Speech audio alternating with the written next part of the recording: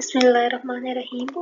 तो ये प्रैग्मैटिक्स के कुछ मेन पॉइंट्स जो हैं वो हम शुरू करेंगे कि प्रैग्मैटिक्स मेनली होती क्या है और इसके बाद इसके प्रैग्मैटिक्स जो अपने अंदर सब्जेक्ट जो है वो अपने अंदर जो मेन पॉइंट्स कवर करते हैं। तो सबसे पहले प्रैग्मैटिक्स क्या है कि pragmatic study of a language in a context है। मतलब हम प्रैग्मेटिक्स का मेन मतलब ये है कि हम लैंग्वेज को इस तरह से स्टडी करते हैं कि लैंग्वेज कम्युनिकेट जब हम कर रहे होते हैं तो उस तरह लैंग्वेज किस तरह वर्क करती है, डे टू डे कम्युनिकेशन में एक्चुअल इन्वायरमेंट में लैंग्वेज कैसे वर्क करती है। अच्छा, ये जो हमारा टॉपिक है ये डेक्सिस से शुरू हो रहा है, डेक्सिस एंड डिस्टेंस। तो डेक्सिस एक्चुअली है क्या? Deixis is a technical term which means pointing via language.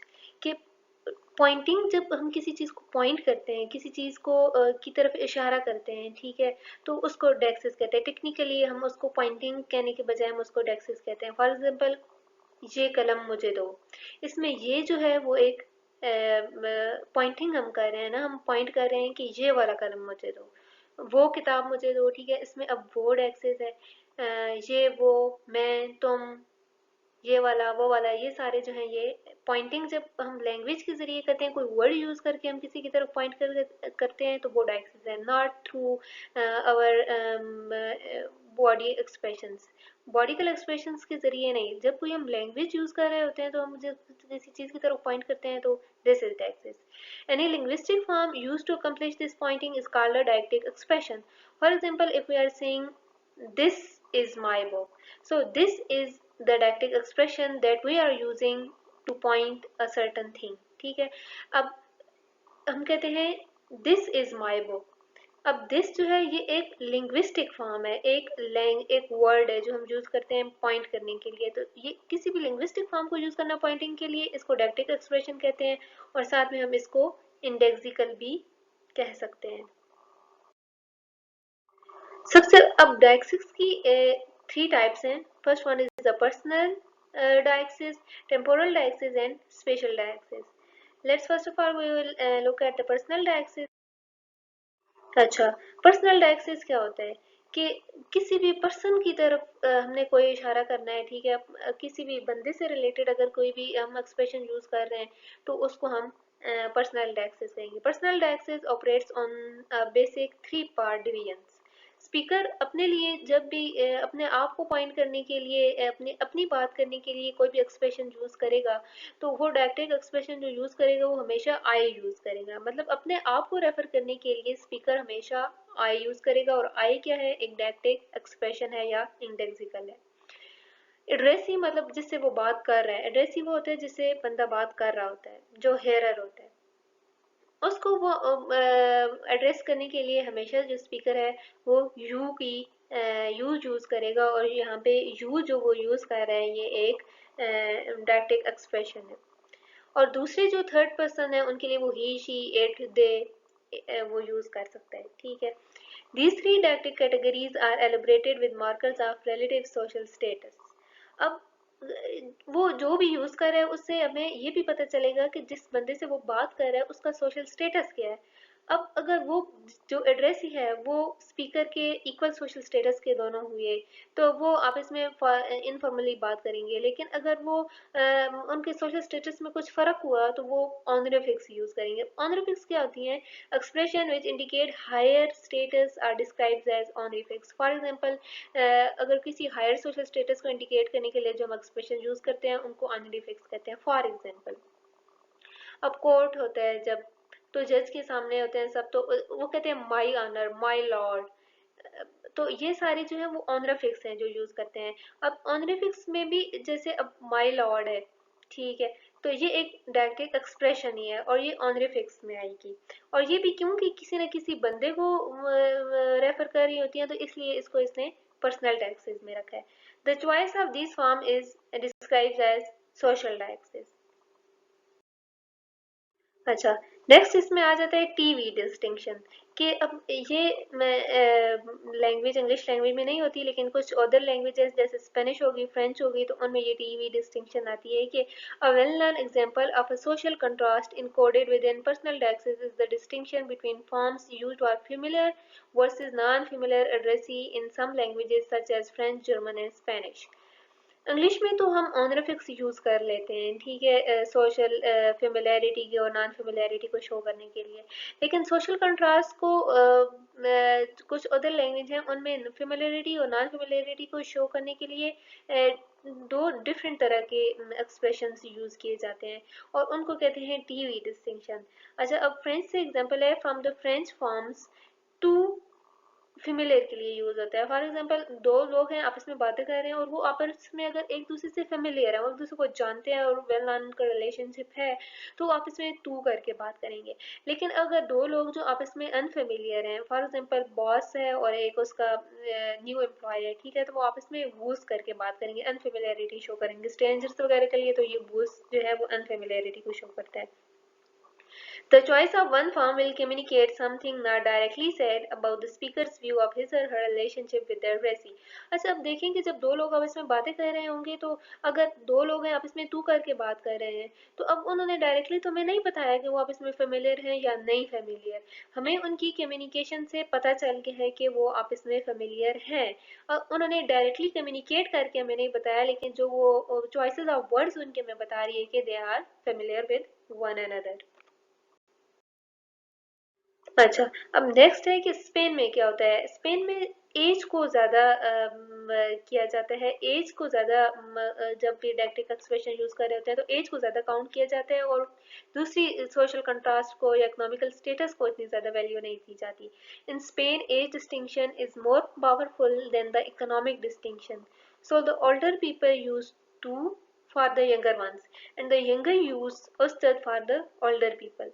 कि जब छोटे लोग छोटा कोई उम्र में बंदा है तो वो उस्तत करके बात करेगा अपने से बड़े जो है, और जो तू है वो जो बड़े लोग हैं, बड़ी उम्र के जो लोग हैं वो टू करके बात करेंगे। फॉर एग्जांपल, एक कोई एम्प्लॉय है किसी भी ऑफिस में, ठीक है, और उसका काम है कि वो सफाई करे, ठीक है, डस्टिंग वगैरह करे, और एक उसका बॉस है जो उधर ऑफिस में बैठता है।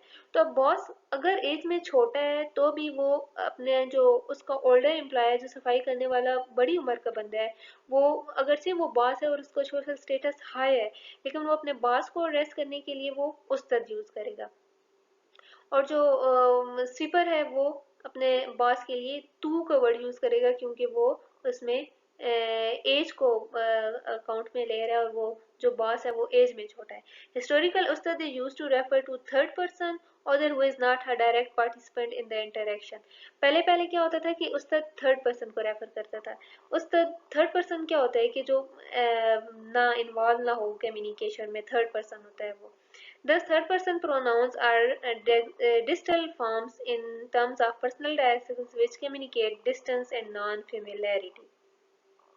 अच्छा, अब थर्ड पर्सन प्रोनाउंस होते हैं वो डिस्टल फॉर्म्स होती हैं। डिस्टल फॉर्म्स दो तरह की फॉर्म्स होती हैं, एक प्रॉक्सिमल फॉर्म्स होती हैं और दूसरी डिस्टल फॉर्म्स होती हैं।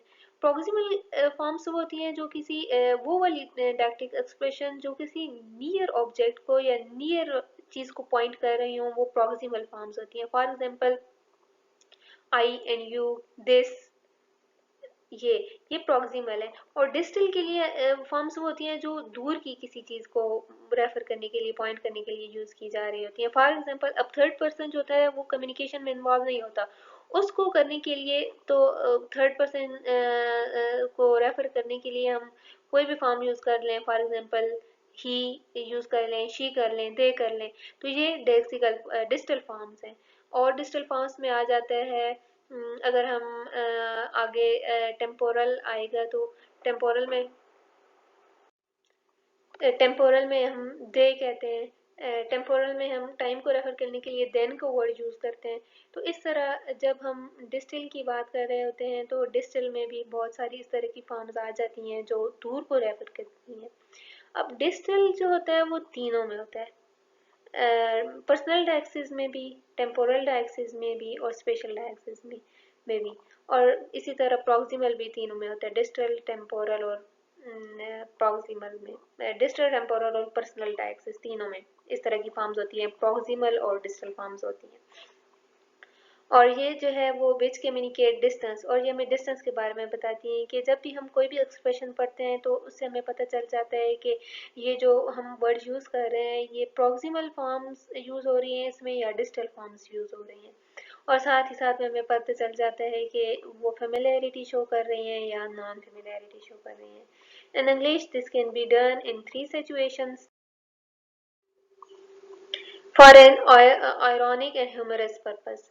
अच्छा, इंग्लिश में जब हम यूज़ करते हैं तो हम आयरॉनिकली भी ये फॉर्म्स यूज़ करते हैं और ये डिजिटल जो है वो फॉर्म्स होती हैं. फॉर एग्जांपल जब हम अपनी सिस्टर को कहते हैं, ठीक है, कि would his highness like some coffee या would her highness like some coffee, कि अगर हमारी सिस्टर जो है वो साथ में बैठी हुई है, वो कोई काम नहीं कर रही और हमें उन पे गुस्सा आया हुआ है, we are angry on them, अपने सिबलिंग्स पे, तो हम कहेंगे कि अब हम अगर कॉफ़ी बनाने जा रहे हैं तो हम कहेंगे would his highness like some coffee. अब हम हाईनेस यूज़ कर रहे हैं तो हम उसको हम ये डिजिटल फॉर्म यूज़ कर रहे हैं. और ये हाईनेस जो है वो थोड़ा बहुत जो है वो उसको भी शो करता है अपना ऑनडोफिक्स को भी यूज़ करते हैं, लेकिन यहाँ पे हम इसको डिजिटल फॉर्म के साथ ही लेंगे क्योंकि अब अगर हम अपनी सिस्टर से बात कर रहे हैं या सिबलिंग से तो इससे हम ऑनडोफिक्स हम इसको नहीं कह सकते, हम इसको आयरॉनिकली हम यूज़ कर रहे हैं digitally. To make potential acquisition less direct, अगर हमने कोई बात करनी है, हम उसको लेस डायरेक्ट करना चाहते हैं कि हम डायरेक्ट टर्न्स नहीं करना चाहते, हम उसको थोड़ा लेस डायरेक्ट कर रहे हैं. फॉर एग्जांपल हमने अगर किसी बंदे को कहना है कि तुम्हें अपना काम खुद करना चाहिए, तुम्हें अपनी जगह खुद साफ करनी चाहिए, और हम उसे कह देते हैं कि somebody did not clean up after himself, कि किसी ने, और हम उसे तंज कर रहे हैं कि उसने अपने बाद जो है वो जगह साफ नहीं की, तो हम उसे कह रहे होते हैं कि somebody did not clean up after himself, कि किसी ने जाने के बाद उसने सफाई नहीं की. और थर्ड हम क्यों यूज़ करते हैं, to make a potentially personal issue seem like an impersonal one. Each person has to clean up after himself और हर सेल्फ, कि हर बंदे को जाने के बाद जो है वो साफ करना चाहिए. हम हमें पता होता है हम किसको ये तंज मार रहे हैं, लेकिन हम उसको इम्पर्सनल बना रहे होते हैं, हम उसको लेस डायरेक्ट बना रहे होते हैं. The above example is based on general rule. The speaker can state such general rules by using we, referring to the speakers, and another. We clean up after ourselves around here. कि अब ये इसने example लिए है कि speaker जो है इस तरह की जनरल स्टेटमेंट्स देता रहता है और बीच में वी यूज़ करता है, और वो जब वी यूज़ कर रहा होता है तो वो अपने आप को भी रेफर कर रहा होता है और दूसरों को भी रेफर कर रहा होता है. ये वेरी करता है कि वो वी किस चीज़ को रेफर कर रहा है. वी जो है वो टू टाइप्स का होता है, एक्सक्लूसिव वी और इंक्लूसिव वी.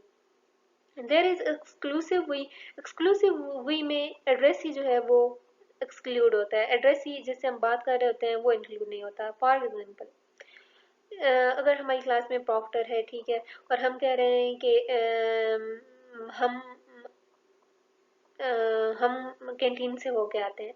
अब इसमें जो है वी जो हम यूज़ कर रहे हैं उसमें एड्रेस ही एक्सक्लूड है, एड्रेस ही को हम नहीं कर रहे हैं उसमें इंक्लूड. वी में हम यूज़ कर किसको इंक्लूड कर रहे हैं, अपने आप को, और जो हमारे जो बाकी दूसरे फ्रेंड्स हैं हम अपने सी आर को बता रहे हैं कि हम कैंटीन से होके आते हैं. अब इसमें हम उस सी आर को इंक्लूड नहीं कर रहे हैं, सी आर को हमने एक्सक्लूड कर दिया है और वो हमारा एड्रेस ही है.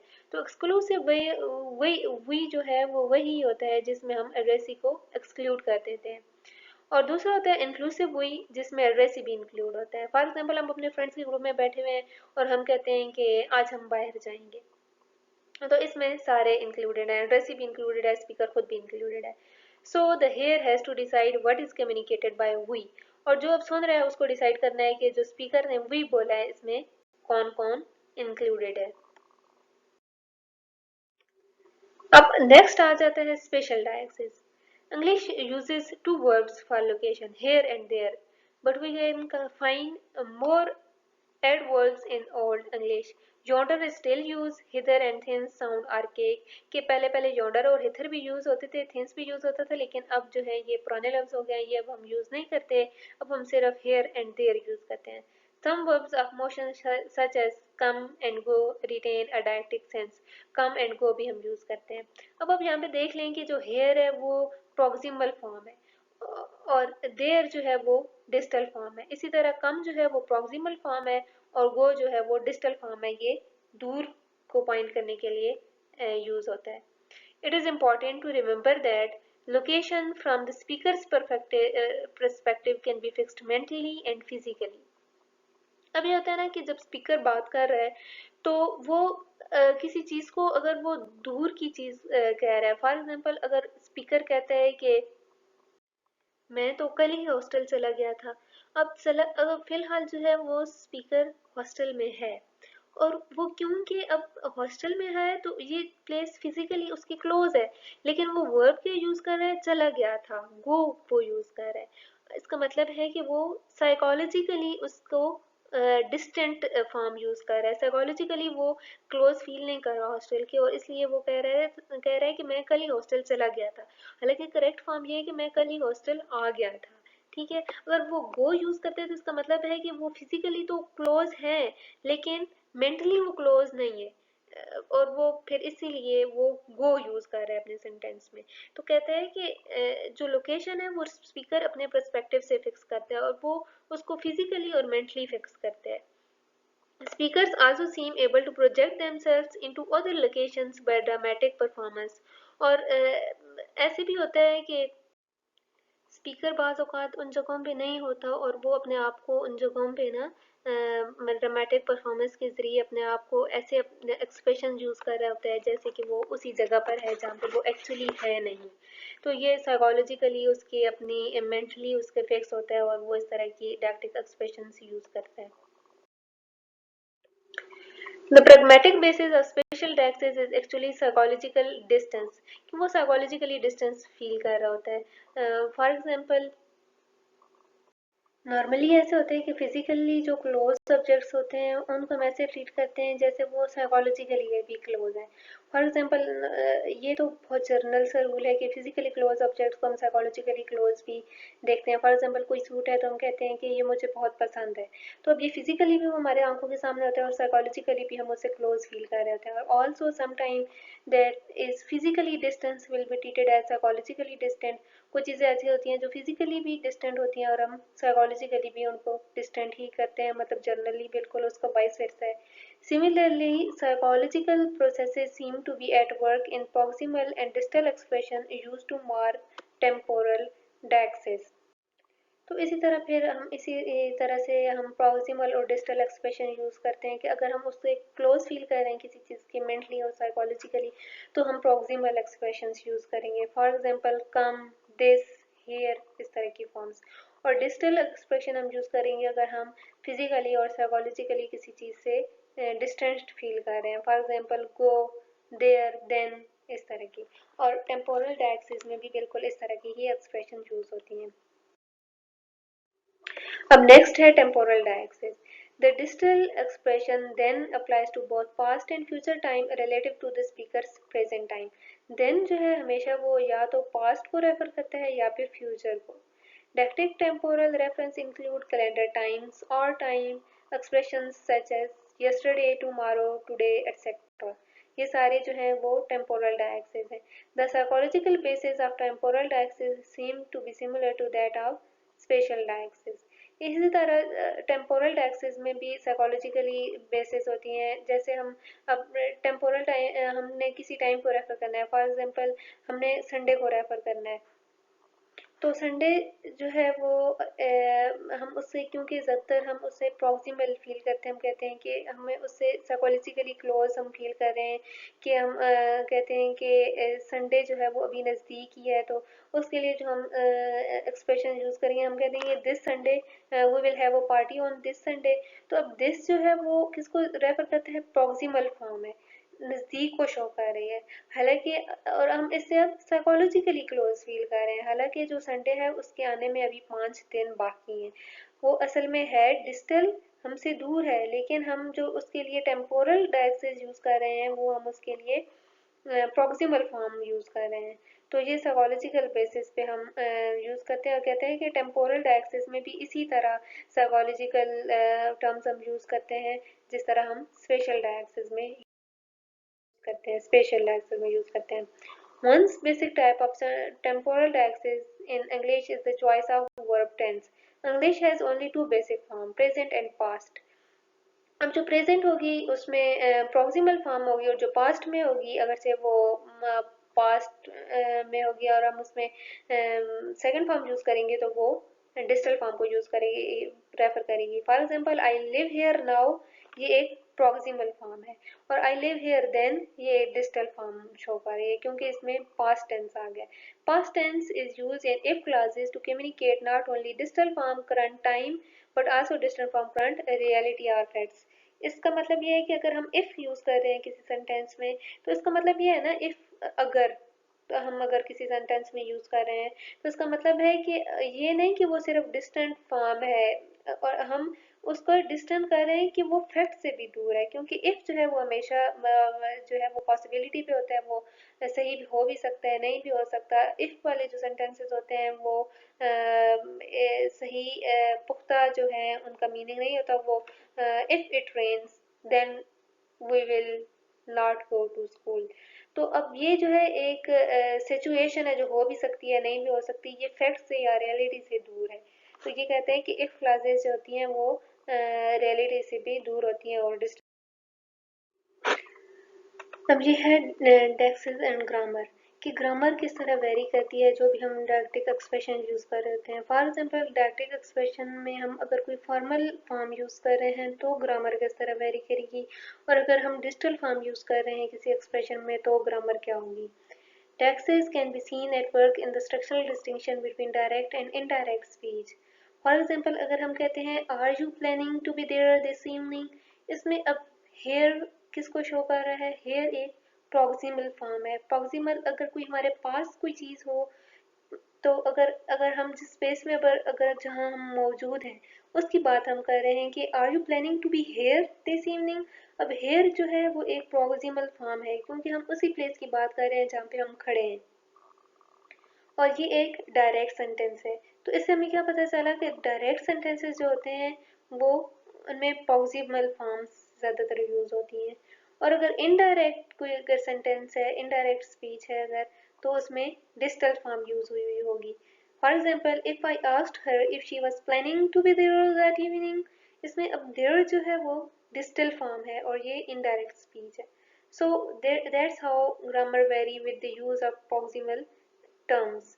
Dialectic expressions always communicate much more than is said.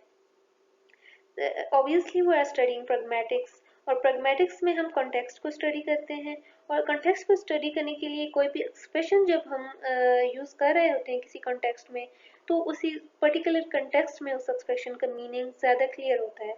हम अपनी expression में वो सारी बातें हम communicate नहीं करते, लेकिन अगर हम context देखें तो उस context से सारी बातें, उसके सराउंडिंग से, सोशल उसका जो सर्कल है उससे सारी बातें अच्छी तरह कम्युनिकेट हो रही होती हैं, और जो हम स्पीच कर रहे होते हैं उसमें इतनी अच्छी वो कम्युनिकेट सारी की सारी बातें नहीं हो रही होती जितनी अच्छी वो किसी भी कॉन्टेक्स्ट में हो रही होती हैं। यही प्रैग्मैटिक्स की we can say it is the beauty of pragmatics that we can study all the meaning, we can comprehend an expression beautifully when we study it in the particular context or the environment in which it is said. तो आज के लिए ये इतना lecture काफ़ी है डेक्सेस पर। इंशाल्लाह अगली वीडियो में हम नेक्स्ट टॉपिक डिस्कस करेंगे। If you have any query you can ask me, I will clear you all the queries. Thank you.